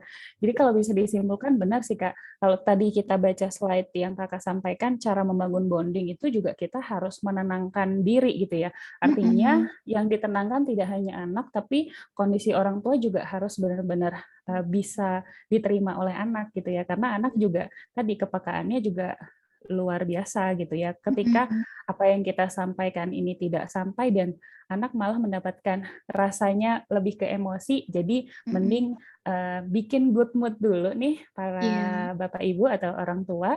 Habis itu mungkin tadi yang Kak Vidya sampaikan bisa gantian dengan ayah atau ibu gitu ya. Jadi kalau mhm, ketika ayah lagi bad mood, mungkin ibu. Kalau ibu lagi, aduh kayaknya nggak bisa nih gitu. Jadi bisa bergantian sama ayah gitu ya atau mhm, bapak di rumah. Jadi intinya komunikasi dan diskusinya juga harus berjalan antara orang tua sebelum disampaikan kepada anak. Begitu ya Kak Vidya ya, kurang betul, lebih. Oke, semoga terjawab Kak Ibu Sarah Lupita. Kemudian kita lanjut ke pertanyaan selanjutnya ya Kak Vidya. Ada ya. dari Ibu Amatullah Aliyah. Nah, izin bertanya Kak, adakah tanda kalau bonding kita dengan anak berjalan dengan baik atau berhasil? Tandanya tuh seperti apa? Mungkin Oke. gambarannya gitu Kak. Oke, mungkin udah ada di slide sebelumnya ya, tandanya tadi anak kita tuh bahagia nggak, ceria nggak, terus kita lihat kemampuan interpersonalnya gitu ya, interpersonal skill-nya, dia menghadapi orang lain tuh takutkah, cemaskah, ya kan, atau dia happy-happy aja deket orang baru gitu ya. Terus kita lihat juga, apa namanya, ketika misalnya kita pergi, respon anak seperti apa, apakah anak tenang-tenang aja atau mungkin menangis gitu ya. Biasanya kalau, anak yang bonding ke ibunya luar biasa, biasanya kalau ditinggal ibunya pasti nangis gitu, pasti nyariin gitu ya. Tapi kalau anak yang biasanya bonding-nya nggak terlalu ini ya, nggak terlalu maksudnya nggak terlalu lekat gitu, kadang ibunya pergi juga anaknya, ya udah gitu, biasa aja gitu ya. Jadi kita lihat aja dari situ. Respon anak ketika orang tua nggak ada gitu ya, respon anak ketika didekati oleh orang lain, terus kita lihat, bagaimana kepekaan anak-anak kita gitu ya ketika bermain sama temen, dia mau berbagi nggak sama temennya, dia mau menolong temen yang kesulitan nggak. Itu juga kita bisa lihat apakah bonding kita berhasil atau enggak. Karena tadi kita udah bahas ya, kalau manfaat bonding itu banyak banget, terus tadi anaknya sakit-sakitan nggak, imunitasnya bagus nggak. Kalau imunitasnya bagus mungkin ya karena dia ngerasa secure gitu ya. Jadi sebenarnya jawabannya sudah ada di slide sebelumnya tentang bagaimana manfaat bonding. Terus anak juga tadi percaya diri nggak dia, berani nggak dia ungkapin pendapat, bisa nggak dia menyelesaikan masalah, bisa nggak dia mengambil keputusan. Kalau misalnya itu sudah terpenuhi beberapa kriteria itu berarti kita bisa sampaikan bonding kita cukup berhasil gitu ya. Jadi kita lihat apa yang anak lakukan dan bagaimana anak merespon suatu stimulus gitu ya. Mungkin begitu. Ya. Oke, semoga terjawab ya Ibu Amatullah Aliyah tadi, dan juga mengingatkan juga kepada orang tua, tidak ada kata terlambat tadi ya Kak Vidya, jadi Iya. jangan, aduh kayaknya telat nih gitu ya ngajarin anak Mm-mm. bonding, nggak ada kata telat, dimulai dari hari ini atau besok, Bapak Ibu bisa melakukan itu dengan hal-hal kecil, tapi balik lagi, juga tidak menuntut anak langsung punya progres besar. Tadi ya, Oh, kurun betul. waktunya kurang lebih, anak tuh baru mulai terbiasa 3 bulan, tapi progresnya mungkin di Mm-mm. 3 sampai 6 bulan. Jadi Bapak Ibu juga harus melihat prosesnya juga. Tapi jangan jadi insecure gitu ya. Aduh Mm-mm. kayaknya telat. Nah, itu tidak ada kata telat untuk mengajarkan kepada anak. Gitu. Betul. Betul sekali. Oke. Hmm, Kak, ada 2 pertanyaan lagi sebelum kita selesai gitu ya, iya, karena kita udah mau jam 12. iya sih. Ada 2 pertanyaan lagi, saya bacakan langsung aja dari Ibu Anastasia Steele. Mm-mm. Selamat siang, Kak. Saya mau nanya, anak saya tipenya yang sangat pendiam dan umur dia 16 tahun. Oke, sudah remaja ya. Nah, saya pernah menerapkan sistem bonding yang tadi ada di layar. Akan tetapi dia nggak terbuka sama saya. Sebaiknya Mm-mm. saya harus melakukan apa ya agar anak dapat lebih terbuka? Begitu Kak pertanyaannya. Oke, terima kasih. Wah, ini anaknya sudah remaja ya, sudah 16 tahun dan ternyata anaknya tertutup. Nah, mungkin Ibu Anastasia bisa kembali mereview gitu ya, mengingat-ingat pola pengasuhan yang Bu Anastasia pernah lakukan saat anak masih kecil, apa saja yang sudah dilakukan dan apa aja yang belum gitu ya. Karena ini sudah cukup umur, sudah 16 tahun, berarti sudah terbentuk karakternya gitu ya. Apakah mungkin ketika anak masih kecil, bonding-nya mungkin belum terlalu lekat gitu ya, atau memang, jauh dari Anda, mungkin ibu sibuk bekerja atau memang kurang ada waktu atau gimana, itu hanya Bu Anastasia nih yang bisa menjawab. Karena kan anaknya sudah umur 16 tahun ya dan sudah jadi nih karakternya gitu. Nah, berarti mungkin langkah pertama dalam mereview kembali pola asuh yang dulu pernah dilakukan, dari situ, bisa introspeksi diri gitu ya, poin mana yang udah dilakukan, poin mana yang belum dilakukan, salahnya di mana, kurangnya di mana. Nah, setelah sudah mendapatkan review itu gitu ya, tapi kan kita nggak pernah bisa menyalahkan masa lalu ya, karena masa lalu sudah lewat, jadi akan lebih baik kita harus fokus ke depan. Lalu bagaimana nih supaya kita tetap bisa melakukan bonding saat Anda sudah usia 16 tahun? Nah, saya juga nih kurang mendapatkan informasi anaknya perempuan atau laki-laki ya. Biasanya kalau anak laki-laki sama anak perempuan itu karakternya memang agak sedikit berbeda gitu ya. Nah, kalau ditanya bagaimana supaya bisa lebih terbuka di usia 16 tahun ini kan usia yang cukup apa ya namanya, cukup emosional ya, temperamen juga lagi besar-besarnya, kegalauan anak itu juga lagi meningkat-meningkatnya gitu ya. Rasa kepercayaan dirinya dia, apalagi saat ini kan aku 16 tahun tuh kebanyakan kepercayaan dirinya tuh masih bertumbuh sama teman-teman sebaya gitu. Jadi mungkin dia akan lebih banyak waktu sama teman-teman dibanding sama orang tua. Tapi orang tua bisa melakukan banyak hal menurut saya supaya anak lebih terbuka. Yang pasti orang tua tuh harus bisa menjadi teman untuk anak ya. Teman dalam arti di sini adalah bisa menjadi seorang ibu, seorang sahabat yang bisa menjadi pendengar yang baik untuk anaknya gitu ya. Jadi, kasih kesempatan anaknya untuk bicara, kasih kesempatan anaknya untuk mengungkapkan pendapat, jangan di-cut gitu. Kadang orang tua udah keburu greget, anaknya lagi ngomong udah diomelin, udah di-cut, udah di, "Kamu nih gini gini gini." Jadi coba, jadi sosok yang netral. Netral tuh apapun yang anak ceritakan, itu coba didengarkan dengan baik tanpa memberikan penilaian apapun gitu ya, tanpa langsung nge jangan langsung kayak, "Kamu ini salah, kamu ini itu," gitu. Jadi mungkin bisa bertanya ke diri sendiri, apa yang membuat anak menjadi tidak terbuka sama orang tua. Karena kebanyakan klien yang remaja itu pasti bermasalah sama orang tua karena tadi orang tuanya mungkin tidak bisa menjadi pendengar yang baik. Atau mungkin kadang anak remaja itu suka komplain ke saya, "Kak, orang tua saya itu kolot, nggak ngerti sama anak zaman sekarang," gitu ya. Nah, mungkin ini jadi masukan juga buat orang tua, mungkin ketika ingin masuk ke dunia anak gitu ya, orang tua juga, harus membuka diri dulu nih, kalau sekarang ternyata zaman tuh udah berubah loh, ya kan. Orang tua tuh hidup di zaman apa, mungkin di atasnya milenial ya orang tua kita ya, tiba-tiba anak saya sudah hidup di zaman sekarang mungkin gennya Gen Z ya namanya ya. Pokoknya udah banyak banget ya tuh Ya. gen-genan itu saya juga udah nggak paham deh ya. Nah jadi orang tua juga harus tahu nih kalau saya sama anak saya misalnya usianya bedanya rentang berapa tahun. Misalnya bedanya 20 tahun, 30 tahun, otomatis kan zaman yang dulu kita diperlakukan oleh orang tua zaman dulu sama sekarang udah jauh berbeda ya karena udah bedanya udah 30, 40 tahun mungkin ya. Nah, jadi kita juga harus membuka diri dan mau belajar gitu loh. Oh, anak zaman sekarang tuh kayak gini perkembangannya, nggak bisa diginiin, nggak sama zaman kita dulu. Nah, ketika orang tua tuh sudah terbuka, sudah open minded, sudah bisa menerima perubahan zaman gitu ya, baru kita datengin anak kita tawarkan diri sebagai teman gitu ya.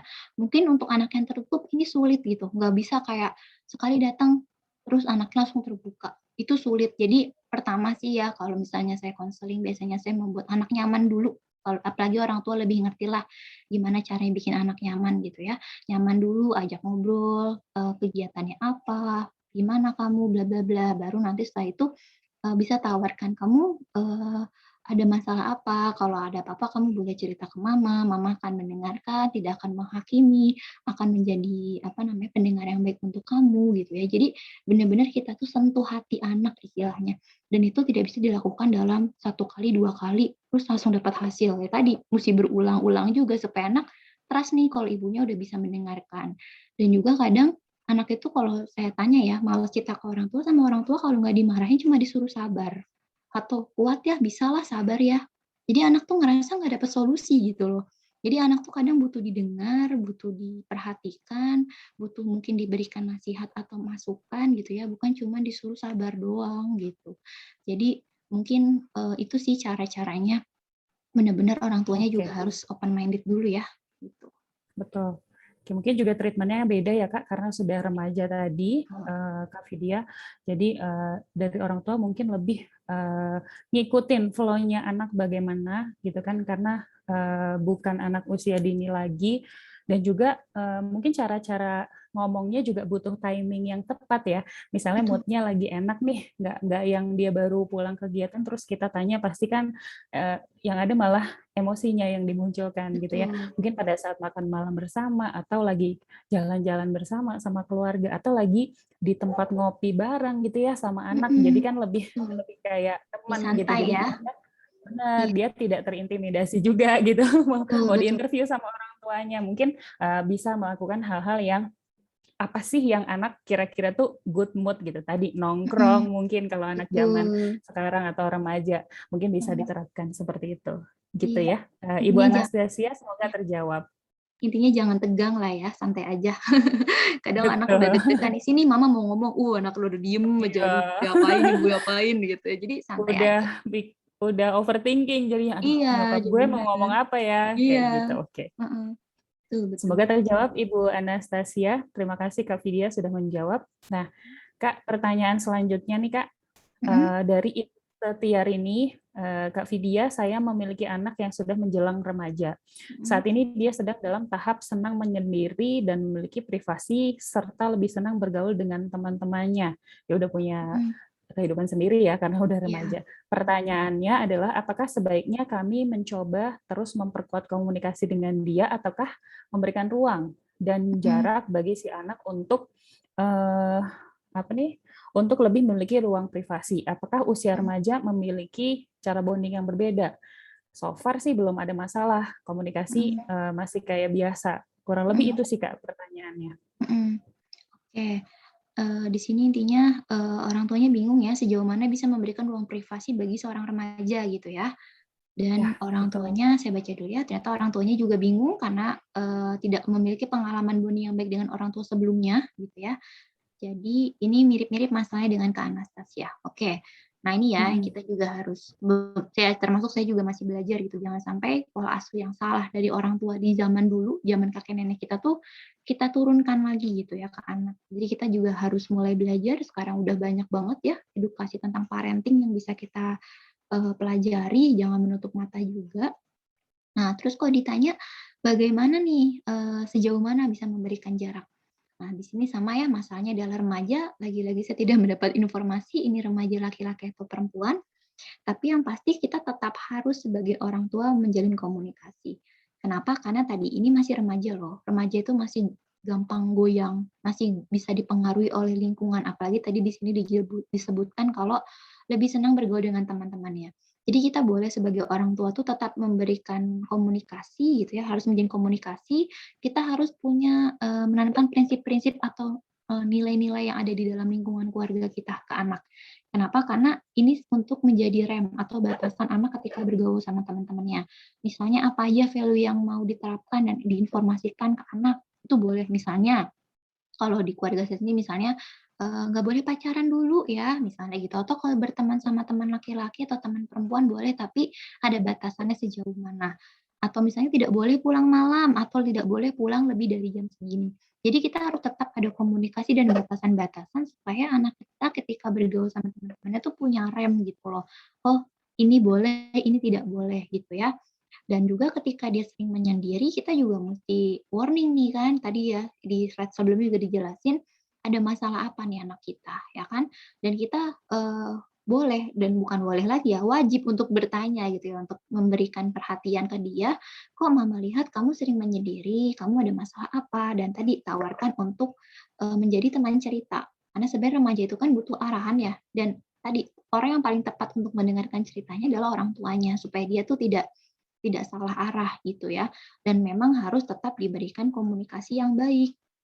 Jadi kalau misalnya ditanya sejauh mana memberikan ruang privasi, ya kita boleh bilang ke dia, apapun yang kamu ingin ceritakan ke mama, mama akan mendengarkan, tapi kalau memang itu hal yang menurut kamu tidak perlu kamu ceritakan, mama juga tidak akan memaksa, gitu ya. Jadi anak mendapatkan pilihan atau kebebasan untuk bercerita apa yang ingin dia ceritakan, dan dia juga tidak salah, tidak dimarahin ketika dia menyembunyikan sesuatu. Dan kita juga harus kasih tahu ke dia kalau tidak perlu dia menceritakan semua yang terjadi sama dia, tapi jika dia memang butuh bercerita dan butuh bantuan kita, sewaktu-waktu, anytime, kita pasti akan membantu. Dengan begitu anak akan ngerasa secure dan berani buat cerita ke mamahnya gitu. Dan tadi kita bisa kasih embel-embel lagi ya, silahkan bercerita, mama tidak akan menyalahkan, tidak akan menghakimi, tidak akan menjudge, berikan dia waktu untuk bercerita, lalu setelah itu mama akan menanggapi. Dan kalaupun misalnya dia punya salah, bukan berarti serta-merta harus dimarahin. Karena tadi bonding sama remaja sama anak itu beda ya. Kalau anak kita bisa marahin kalau dia salah. Tapi kalau remaja dimarahin biasanya makin ngamuk gitu. Dan biasanya remaja kan udah pinter ya, udah bisa berpikir dengan pikirannya. Jadi kita bisa ajarkan atau ajak dia diskusi secara terbuka sebagai orang dewasa. Jadi jangan menganggap dia anak kecil, tapi kita posisikan diri sebagai orang dewasa yang sudah memiliki tanggung jawab, yang sudah tahu mana yang benar, mana yang salah. Kalaupun dia salah, kita boleh bilang kayak misalnya gini, "Mama memaklumi apa yang kamu lakukan. Mama bisa mengerti dan bisa memahami." Misalnya gitu ya. Dengan gitu kan anak tidak merasa terlalu dihakimi. Tapi mama tidak membenarkan apa yang kamu sudah lakukan. Jadi kita bisa memberikan bahasa pamungkas gitu ya. Kita bisa memaklumi tapi bukan berarti membenarkan. Karena kalau kita itu hanya terus memaklumi dan selalu membenarkan, anak jadi nggak tahu batasan benar salah gitu ya. Kita tetap harus tegas bilang, ini benar, ini salah. Mama paham kenapa kamu melakukan ini, tapi mama tidak membenarkan karena ini bukan hal yang baik, dan kita jelasin dari perspektif kita. Kenapa itu menjadi hal yang salah, kenapa itu menjadi hal yang tidak benar, kenapa itu menjadi hal yang tidak baik, itu kita bisa jelasin. Dengan cara seperti itu anak tahu nih, mana yang boleh, mana yang enggak. Gitu ya. Jadi tetap harus menjalin komunikasi. Justru remaja itu adalah waktunya untuk lebih banyak ngobrol, supaya dia tidak terjerumus ke dalam lingkungan yang salah gitu ya. Karena kita nggak tahu ya teman-temannya dia itu anak-anak yang seperti apa. Dan boleh loh kalau misalnya dulu ya, mungkin saya mau kasih contoh, kalau ibu saya ketika saya dan adik saya remaja, ibu saya tuh sering memberikan waktu, jadi kalau main boleh tapi mainnya di rumah ya, di rumah saya misalnya. Nanti ibu saya nyiapin makanan, nanti ketika teman-teman saya makan, ibu saya ikut gabung tuh ke teman-temannya gitu. Kamu namanya siapa? Tinggal di mana? Jadi ikut ngobrol, jadi ikut asik, udah jadi kayak tante-tante gaul kalau kata teman saya ya. Nah, dengan kayak gitu, jadi ibu juga tahu nih, oh temen si anak tuh si A, si B, si C, anaknya baik atau enggak. Jadi kadang kalau saya main, ibu saya suka ngacetin teman-teman saya gitu, lagi sama Vidya enggak gitu, pulang kapan gitu. Dan teman-teman saya juga tidak merasa terganggu gitu ketika ibu saya ngechat, karena tahu ya ketika ketemu mungkin ibu saya juga tetap open. Jadi kalau misalnya orang tua mau dekat sama anak dan sama teman-temannya, daripada anak main di luar ya keluyuran, mendingan suruh anaknya bawa teman-temannya ke rumah, terus dihidangkan makanan. Dan juga kan kadang ada beberapa orang tua ya, misalnya saya sih kalau suka main ke tempat teman-teman saya, ada orang tua yang kayak datang salaman terus pergi kayak cuek bebek gitu ya. Sedangkan saya merasa ibu saya nggak kayak gitu, dan itu jadi nggak asik. Jadi teman-temannya juga jadi kayak sungkan gitu, "Duh kok ibunya judes sih, kayak nggak suka kita main," misalnya gitu. Nah jadi kalau misalnya, parents mau untuk lebih dekat dengan anak, dengan teman-temannya, kita masuk ke dunianya dengan cara kayak gitu. Kita terima teman-temannya, main di rumah, kan kelihatannya kalau di rumah mainnya juga kekontrol gitu. Terus kita ajak ngobrol Yap. teman-temannya, jadi kita tahu nih latar belakang teman-temannya itu, baik atau enggak gitu. Mungkin gitu ya kalau Oke, remaja. siap. Terima kasih banyak Kak Vidya sudah menjawab. Mhm. Ibu Setiarini semoga juga terjawab ya dengan penjelasan Kak Vidya.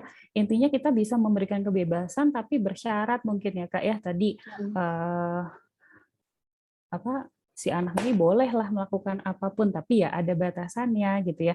Plus juga tidak hanya anak yang menyesuaikan, tapi juga orang tua juga bisa menyesuaikan dengan cara tadi pendekatannya, kita lebih mendekatkan ke pergaulan si anak-anak gitu ya. Betul, karena Walaupun dibilang remaja ya. betul, karena ini remaja. Jadi ya ibu-ibu gaul lah ya, bisa disebut seperti itu. Jadi nggak apa-apa, karena balik lagi untuk kebutuhan anak gitu. Oke? Betul.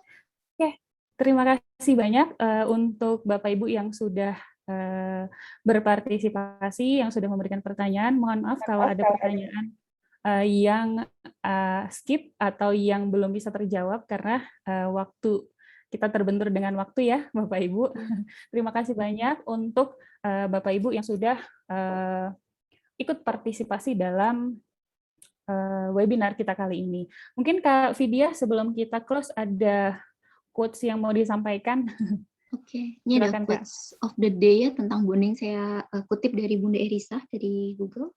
Di sini dijelaskan kalau bangunlah bonding yang kuat dengan anak karena itu adalah salah satu cara melindungi anak kita dari pengaruh buruk yang berasal dari luar. Jadi kita udah paham ya, dengan kita membangun bonding yang kuat, maka ini akan menjadi pagar pelindung untuk anak kita dari pengaruh-pengaruh buruk dari luar. Seperti Betul itu banget. ya.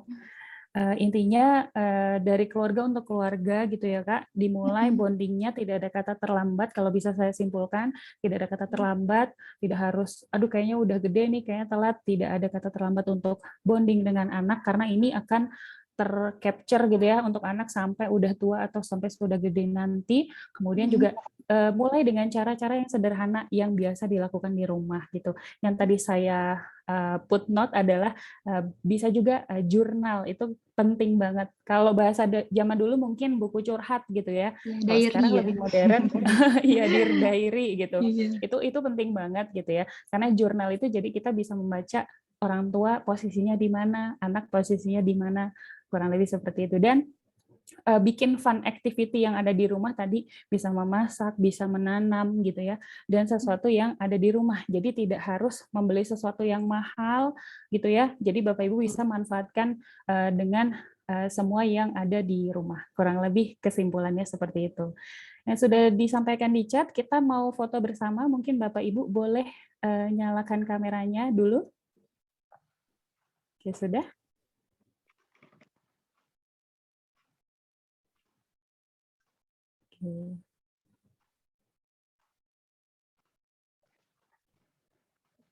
Oke, sudah. Kita mulai foto ya. 1, 2, 3. Mungkin sekali lagi boleh. Senyum yang lebar. Ini hari Minggu ya, walaupun besok Senin. Oke, boleh sekali lagi. 1, 2, 3.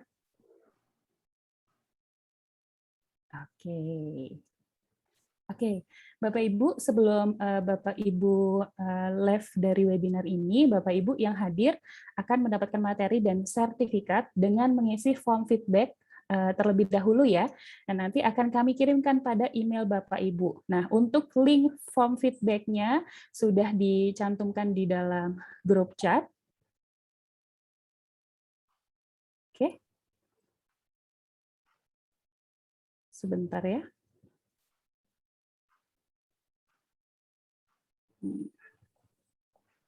Oke. Mungkin boleh dibantu operator stop share screen. Mohon maaf. Biar saya bantu. Ya. Kita boleh foto sekali lagi ya Bapak Ibu. Boleh open lagi, maaf. 1 menit saja. Ibu Rezi, Ibu Desi, Ibu Sarah Lupita, Ibu Lita, kemudian Ibu Tia, kemudian Bapak Ibu yang lain boleh di-open lagi, mohon maaf. Kita coba foto kembali. Foto anaknya juga nggak apa-apa. Oke, sudah open ya? Oke, kita coba foto ya. 1, 2, 3. Oke, terima kasih banyak. Untuk Bapak Ibu sekalian, jangan lupa tadi informasi yang saya sampaikan. Untuk Bapak Ibu silakan isi link form feedback ya. Kemudian nanti setelah acara webinar ini Bapak Ibu akan diberikan sertifikat, nanti biasanya kita akan kirimkan melalui melalui email gitu ya. Kemudian juga terima kasih Bapak Ibu yang sudah ikut serta dalam acara hari ini. Dengan Bapak Ibu sudah mendaftarkan diri itu sama dengan turut berdonasi di Sekoci ya. Karena tadi saya sudah jelaskan Sekoci untuk Yayasan Pendidikan Anak Marginal. Kemudian Bapak Ibu jika ingin mengetahui lebih banyak lagi tentang Sekoci dan EduCourse, kolaborasi kita di hari ini ada di @educourse.id untuk EduCourse, dan untuk Sekoci ada di @seko.ci. Mereka sudah ada linknya, dan juga Bapak Ibu jika berkenan ingin membeli souvenir gitu ya, kita sudah ada souvenir untuk pure berdonasi untuk anak-anak marginal yang ada di Sekoci, bisa visit di Tokopedia namanya Toko Sekoci. Jadi nanti Bapak Ibu bisa lihat-lihat lebih banyak di sana. Oke, Bapak Ibu, terima kasih banyak sudah berpartisipasi untuk ikut serta dalam webinar kita kali ini. Semoga bermanfaat ya Bapak Ibu. Kemudian juga semoga sehat-sehat Bapak Ibu di rumah, dan ilmu yang kita dapatkan di hari ini semoga bermanfaat dan bisa diimplementasikan di rumah masing-masing. Terima kasih banyak Bapak Ibu atas partisipasinya. Saya pamit ya sebagai moderator. Kita next semoga bisa bertemu di acara-acara berikutnya. Terima kasih banyak. Assalamualaikum warahmatullahi wabarakatuh. Selamat siang semuanya. Waalaikumsalam, selamat siang. Terima kasih Kak Esti. Terima kasih Kak Vidya. Terima kasih Bapak Ibu semuanya. Ya.